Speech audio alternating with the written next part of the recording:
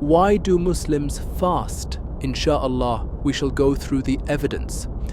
First, let's start off with the question that is, I live in England, and I often get asked by many non-Muslims, why do Muslims fast? I know that I should know this answer, but I do not know what to say exactly. What should I give as an answer? We Muslims fast the month of Ramadan because Allah has commanded us to do so. Allah says, O you who believe, observing a psalm, the fasting, is prescribed for you as it was prescribed for those before you, that you may become pious. This is mentioned in chapter 2 of the Quran. So we worship Allah by doing this act of worship which is beloved to Allah and which He has enjoined upon us. The believers hasten to obey the commands of Allah and His Messenger, peace and blessings of Allah be upon him, in obedience to His words. The only saying of the faithful believers when they are called to Allah, His words, the Quran and His Messenger to judge between them is that they say, we hear and we obey. And such are the successful who will live forever in paradise.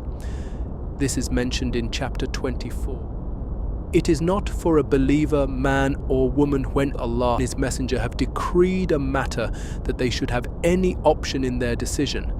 And whoever disobeys Allah and His Messenger, he has indeed strayed into a plain error. This is mentioned in chapter 33, verse 36. Out of His wisdom, Allah has prescribed a variety of acts of worship. It is by His wisdom that Allah has prescribed a variety of acts of worship, so as to test people with regard to how they will obey all these commands.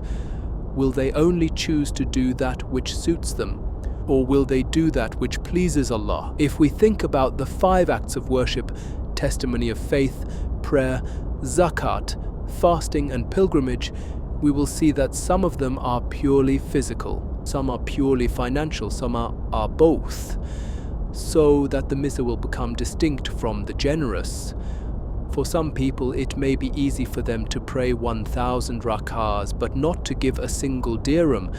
For others it may be easy to give 1,000 dirhams but not to pray a single rakahs. So Islam came to prescribe a variety of acts of worship so as to determine who will follow in obedience to the command of Allah and who will follow only that which suits him. Prayer, for example, is a purely physical action, but its prerequisites require some expenditure, such as the water for wudu and clothes to cover the aura. These are not part of the salat, but they are its prerequisites. Zakat is purely financial, but physical actions are required to fulfill this duty, such as calculating one's wealth and transferring the zakat to the poor and needy. These are not part of zakat, but they are its prerequisites. Hajj involves spending wealth and physical action, except for the people of Makkah who may not need money, but they are very few compared with those who live in Makkah. Jihad for the sake of Allah may require both money and physical effort. A person may spend money for the sake of Allah and not fight, or he may go and fight but not spend money. Commands are of 2 types: commands to refrain from things that man is inclined towards, and commands to spend that are precious. Refraining from things that are loved includes fasting, and expenditure of things that are loved includes zakat. Wealth is something that is loved, and no one spends the wealth that he loves except for something that is loved even more. The same applies to refraining from things that are loved, for a person may like to spend 1,000 dirhams, but not fast a single day, or vice versa. Thirdly, wisdom of prescribing fasting in Islam.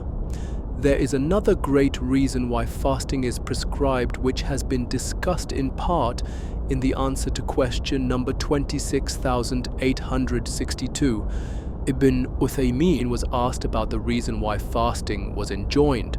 He replied, "If we read the words of Allah, who says, 'O you who believe, observing a psalm, the fasting, is prescribed for you as it was prescribed for those before you, that you may become pious,' we will know the reason why fasting was prescribed, which is taqwa, piety, and submission to Allah. Taqwa means giving up haram things, and in general terms includes both doing what's commanded and abstaining from what is forbidden. The Prophet, peace and blessings of Allah be upon him, said, 'Whoever does not give up false speech and acting upon it, and offensive speech and behavior, Allah has no need of his giving up his food and drink.'" Narrated by Al-Bukhari 6057. Things to avoid while fasting.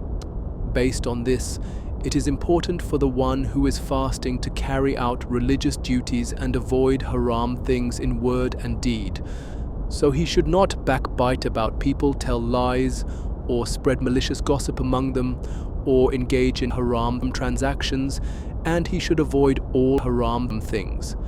If a person does that for a whole month, the rest of the year will go well.